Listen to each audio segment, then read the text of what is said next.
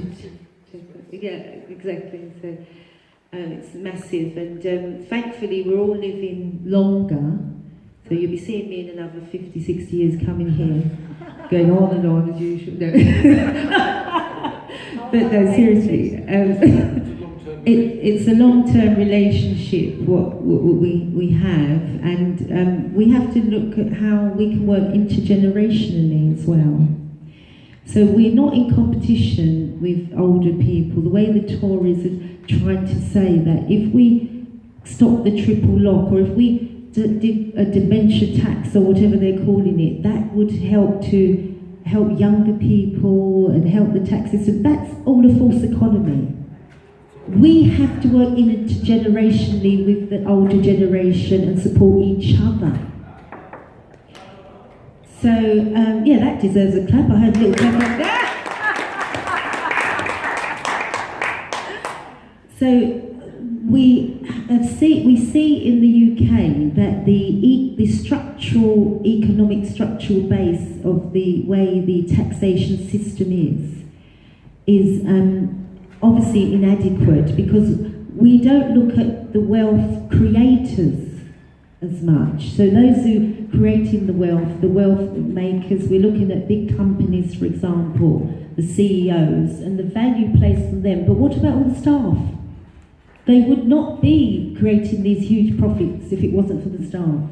So we have to also the mindset onto the staff, and like you said, the gender issue, because most of the lower paid staff are women. And we saw a massive strike in Glasgow, which we're all proud of, aren't we, sisters and brothers? The women went on strike, and we have to look at the value of their pay, and they threatened legal action. The councillors, the council threatened legal action. No, he voted. You were supporting. He voted against it, don't worry, we don't have to throw him out. But so they backed down on that, though. Let's be honest. But let's just finish up saying that most of the most valuable jobs in our societies, in our communities, are the jobs where people care for our children. When I was at work and I'm a counsellor and so on, I put my children in nursery when they were small. The nursery staff got paid not very high. I know childcare is very high, you know, but that's because a lot of profit is being made. There is cooperative childcare, which we need to look at cooperative nurseries as well.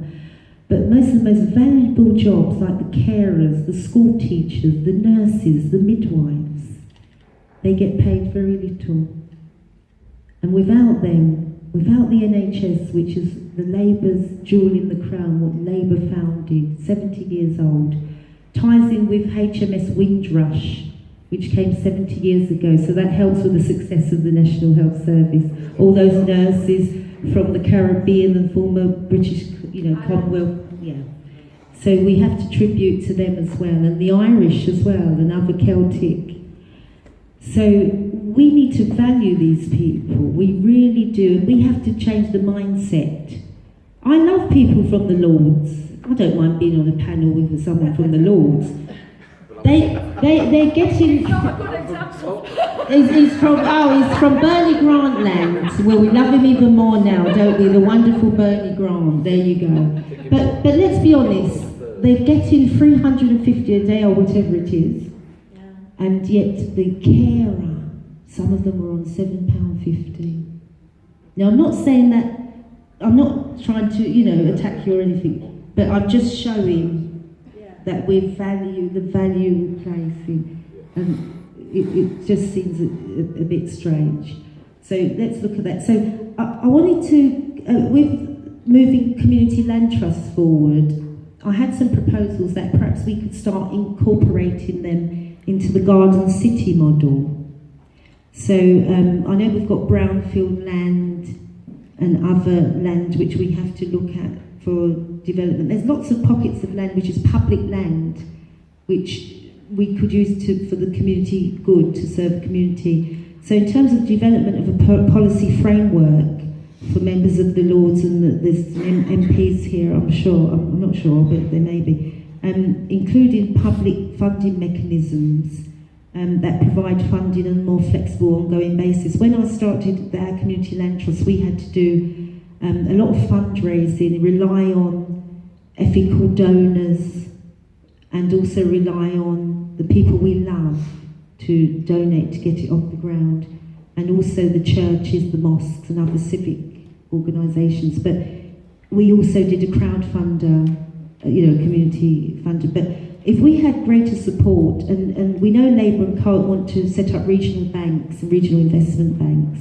and if they could give, community land trusts, like was said by Portia as well, serve us. We've never had a cooperative bank in the UK. We've had a co-op group running a bank, but we've never had a cooperative bank.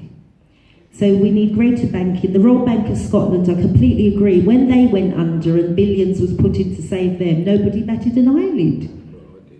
Well, no, apart from my lord here, who's worth every penny of his 350 a day. That was before.